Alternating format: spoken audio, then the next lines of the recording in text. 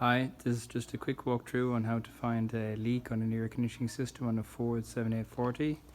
So the pressures are hooked up on this one, and the pressure I'm using tonight is nitrogen, and we're running this nitrogen pressure test at 10 bar, which is about there on the gauges.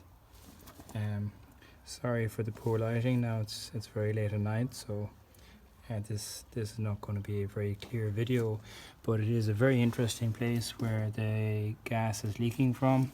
So this is the compressor. It's driven off the auxiliary belt coming off the engine there, and then you can see on this side, just up there, you have your discharge and your suction ports on the compressor, and then that compressor is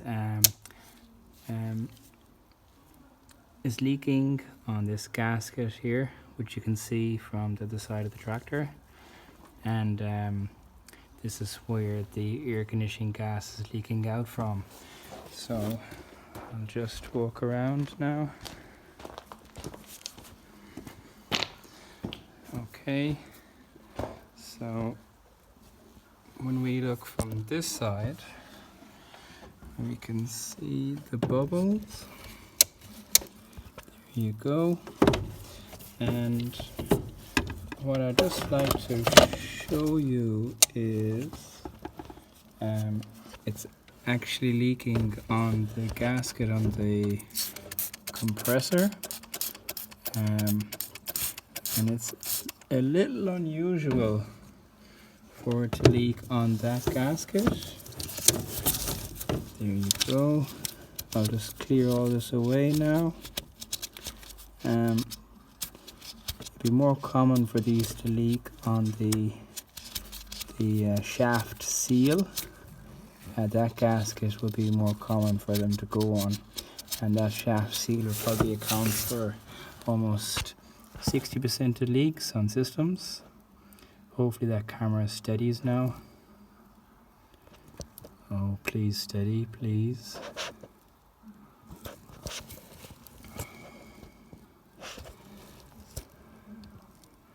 Hopefully this camera steadies up. I guess it can't because there's so much stuff in the way. Okay, now there we go. That's beautiful. Okay, so then you can just see the two ports there again. That's called your suction and your discharge port, and then you can see the housing, I guess, just to call it that, the housing on the compressor, on the port valve plate, I guess you could call it. So between the housing on the compressor and the port valve plate, that's where the gasket is leaking, and then that's what is causing this leak with the system. So there you go, that explains that. I'll just maybe clear it away now. I'm not sure if this is going to be any good to anybody. Clear that away. There we go. So there you go again. You can just see the bubbles coming up. That's away. There you go. Yeah, you kind of get the idea there. Look, it's not a great video, but pretty interesting, I reckon it is. And then just use a solution, pretty much any bubble solution, even washing up liquid would do this. And then while I'm here, I guess I can show you guys what the evaporator looks like on this one. This one seems to be made by Valio, which could be an aftermarket part. Not sure about that either. So just the light here is pretty bad. So this is your small pipe here is your liquid in. It's coming in on this one. And it's going through an expansion valve, which is here. That's the head of the expansion valve. There we go. And then it goes into the evaporator, comes up along the distributor, which is here, goes through the evaporator coil, which should not be mistaken by this, which is your heating coil. You can tell this by, if you trace them two pipes down the back there, they are a different setup, and they're actually going into this side of the coil, but in true fact that coil is actually split here, so just point that out. Okay, so anyways, now the gas went through the distributor, which is here, this guy. It's a 3-port distributor, this one. Then it goes through the expansion, it goes through the evaporator, and then out on the bigger pipe, which is at the top of this expansion valve, and then down along here. This will be the second most common part to have a gas leak after the shaft seal on the compressor.